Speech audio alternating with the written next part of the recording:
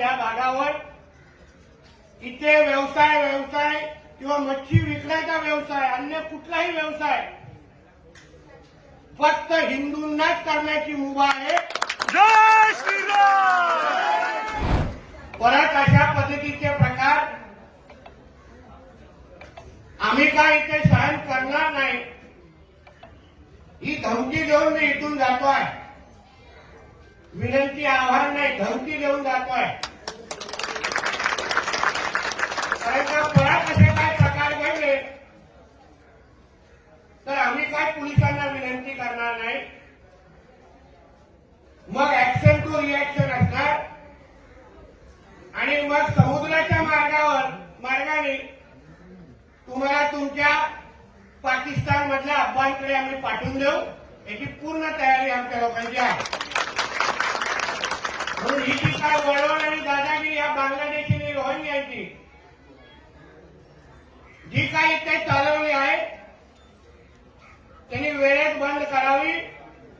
यापुढे या भागामध्ये मला कुठलाही बांगलादेशी आणि रोहिंग्या दिसला तर तो 2 पायावर आपल्या मस्जिदीमध्ये जाणार नाही, एवढी काळजी मी या निमित्ताने यापुढे लक्षात ठेवा।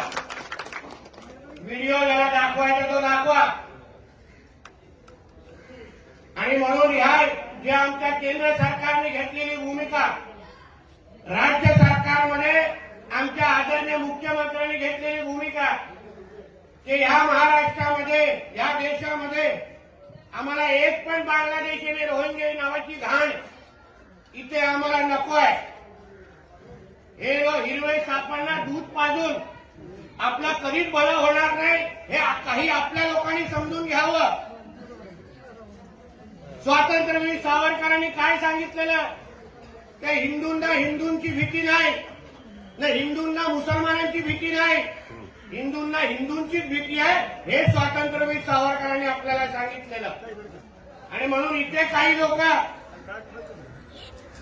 जे फक्त आपल्या खिशे भरण्यासाठी या हिरव्या सापांना जे काय दूध पाजतायत ना, मी आपल्याला सांगेन की त्यांची नावं जर आमच्याकडे द्या। त्या बांगलादेशी लांडल्यानं तर ठीक करूच, पण त्या अगोदर आमचे काही जे वळवळत आहेत ना त्यांना पण काही नीट करण्याचे कार्यक्रम आम्हाला करायला लागतील। म्हणून या भाऊच्या धक्क्यावर, या भागावर इथे व्यवसाय किंवा मच्छी विकण्याचा व्यवसाय, अन्य कुठलाही व्यवसाय फक्त हिंदूंनाच करण्याची मुभा आहे। जय श्रीराम। बांगलादेशी आणि रोहिंग्या इथे त्यांना करण्याची परवानगी नाही, म्हणून उगाचची मस्ती करायची नाही। आणि म्हणून जाता परत एकदा धमकी देऊन जातोय की कोणीही इथे आमच्या कोणाही माता भगिनींवर एक छोटासा नख पण लावलं ना तर 2 हात आणि 2 पाय परत शुक्रवारच्या वेळी सिलेंडर वरती येणार नाही, एवढी काळजी आम्ही निश्चित करतो। जेवढा